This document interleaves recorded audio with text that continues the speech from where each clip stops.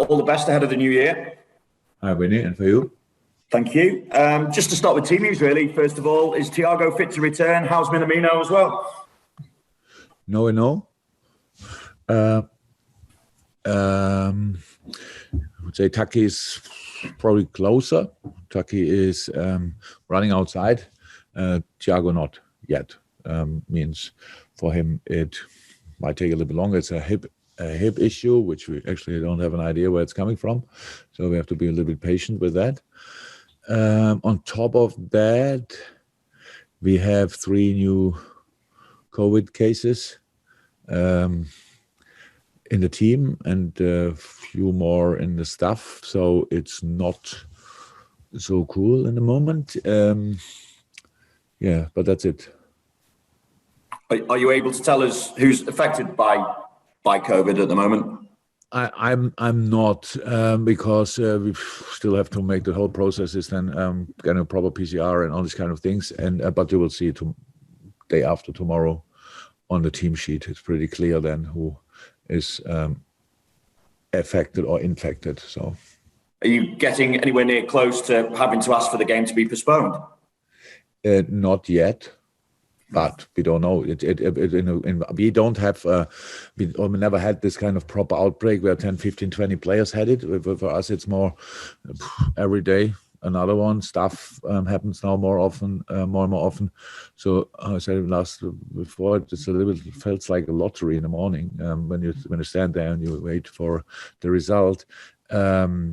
It was now pretty much day by day, always one case, today another one, and we have to wait. The boys are not even in yet, so we have to wait. In this moment, probably not, but we don't know how it will look in a few hours. Again, it almost doesn't seem right to ask this question when we're worried about players' health. But in terms of the football itself, how important do you see this game to both sides if either of you is still to catch Manchester City at the top of the table?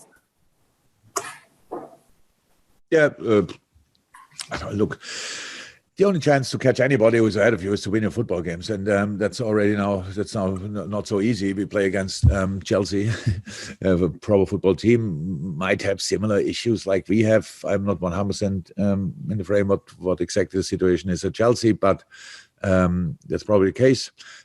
We go there, we try everything, and it's a tricky place to go anyway. And it's Stamford Bridge is, you don't win there with an average performance, so we should be concerned about how good we can be to play the best football game we are able to play. So we can now talk about our last game, which we were obviously not happy with. So we have to show a reaction. Yes, would be nice if we would play definitely better than we did there. With all respect to Leicester, we put an incredible shift in. They deserved the 3 points. But even this game, without us performing on our top level, we probably should have won the game if we would have used our chances. If we play normal, it is a completely different picture then. But we didn't. So all respect and well-deserved Leicester. And now, of course, we have to show that we can do much better, and that's what we try now at Leicester. And then we will see. There's nothing to do with City, obviously, because we cannot catch them without playing football. So we play football, try to get as many points as possible, and then we will see. Fantastic. Thank you, Vinny. Okay, Premier League Productions. Carol? Hi again. Hi. You mentioned the reaction. What kind of reaction have you seen in training since that game against Leicester? Yeah, today's the first session we don't recover. That's the situation. So the reaction we will see today. But the boys, look, it's now. I would not even. You think it sounds a bit crazy if I would now tell the boys it's not possible what they did there and all these kind of things. So obviously my message came not clear across. So that's not clear enough across what we have to do, blah, blah, blah. Or in a game something happened, it was the penalty we missed. Then we got a bit in a rush. We never had real rhythm, but a little bit of rhythm we lost then as well. But still played good stuff in moments when we created our chances. That was absolutely good. But then the following action was not convinced enough. Maybe that's the thing. Yeah, and what I expect is a football reaction, but I would have expected a reaction if we would have won the game, because then we can make the next step and all these kind of things. So yes, I'm pretty positive about the mentality of my boys because I know them now long enough. But even when we play a top game, it's not guaranteed that we will win at Chelsea. But I think it would give us a better chance, and that's why we should try to do that. And you mentioned Chelsea, they have been struggling for consistency, particularly in the month of December.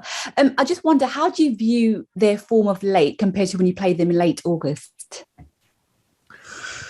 Look, Chelsea had a lot of problems. What I get of information from distance, injuries, then COVID. Believe me, I know you all have your own experiences with it, but when you work in a high performance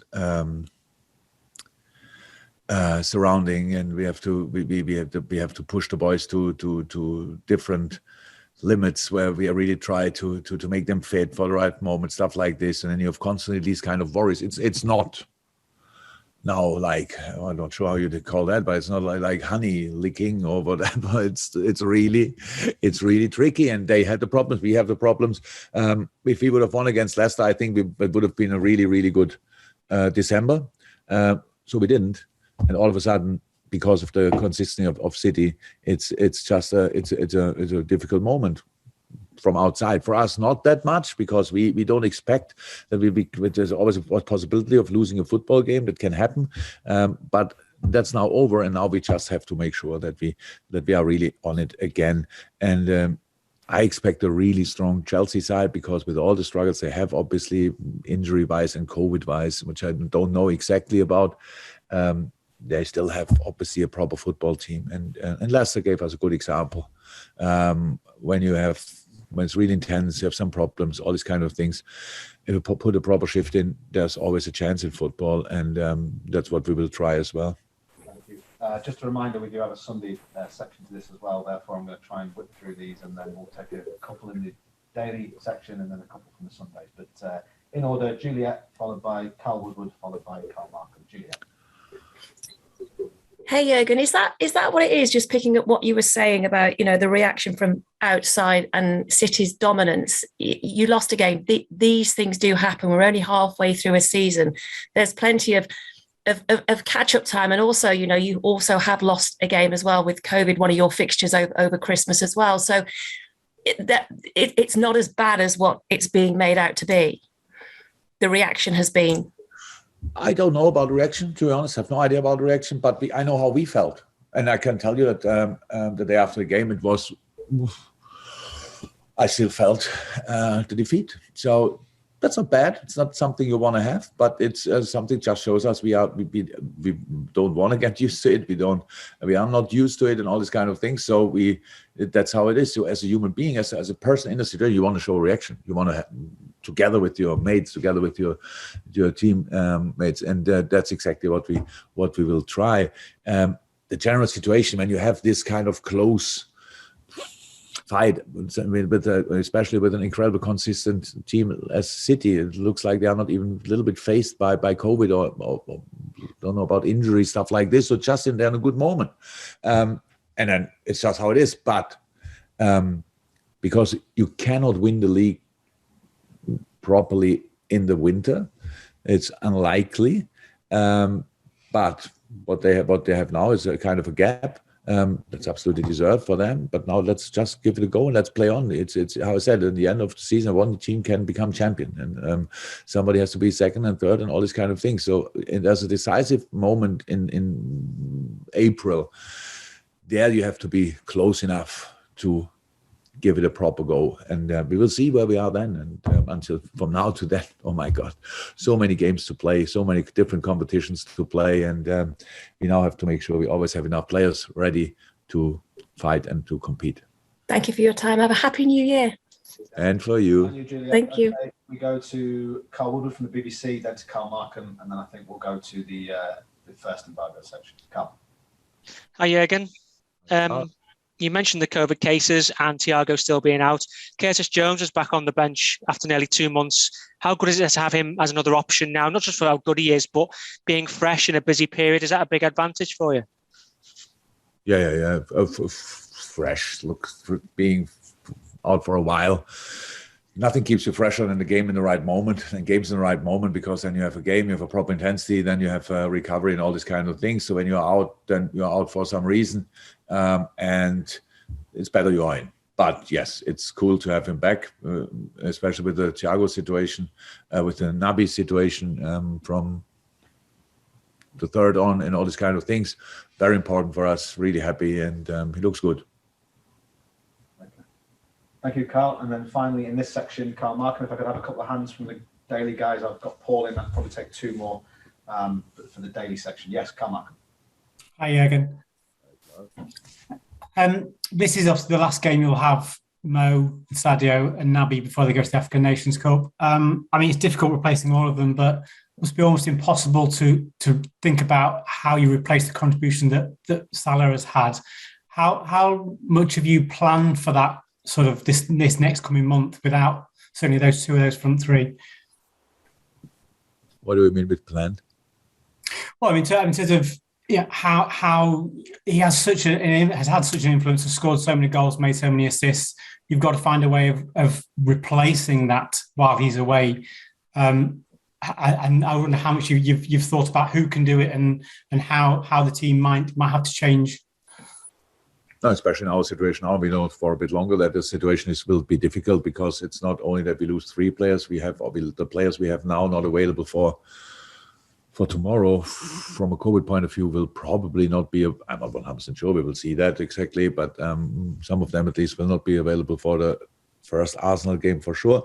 So we have to see. So that's how you do it. You have to solve problems in football with football solutions. The football solutions will happen with the players we have available, and that's what we try, and that's what we'll do. Planned in the long term, I know exactly how we could play if all the rest is fit and healthy and available. That's no problem, and it would be a strong team and all these kind of things. But it's I don't know who is available from the third on. So let's have a look in a moment when we know about that, and then we will find a solution for we will play football games, and we will see how we get through them. But I'm really positive. It's all depends though who is available. That's how it is. So we will see. Okay, thank you. Thank you, Carl. Cheers. We're going to go to the embargoed section now. First embargoed section of two. We've got Paul Joyce from the Times, Mike McGrath from the Telegraph. In this part, I just want to make it clear that everything is under embargo from these two contributions for tonight, which is 10:30 p.m. Friday, the 31st of December. So everything from these two questions, three in fact. Chris McKenna is going to have the final one in this section, and then we'll go to the Sunday. So I think that makes it up.